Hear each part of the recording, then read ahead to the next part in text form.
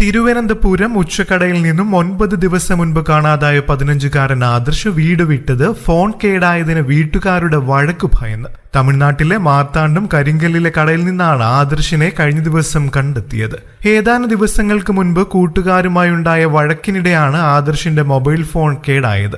ഇതിൽ വീട്ടുകാർ വഴക്കു പറയുമെന്ന് പേടിച്ചാണ് നാടുവിട്ടത് എന്നാണ് ആദർശിന്റെ പ്രതികരണം. ഡിസംബർ 20-നായിരുന്നു കുളത്തൂർ ടെക്നിക്കൽ സ്കൂളിലെ വിദ്യാർത്ഥിയായ ആദർശിനെ കാണാതായത്. സ്കൂൾ കോമ്പൗണ്ടിൽ വെച്ച് സഹപാഠികളും ആദർശും തമ്മിൽ വഴക്കുണ്ടായിരുന്നു.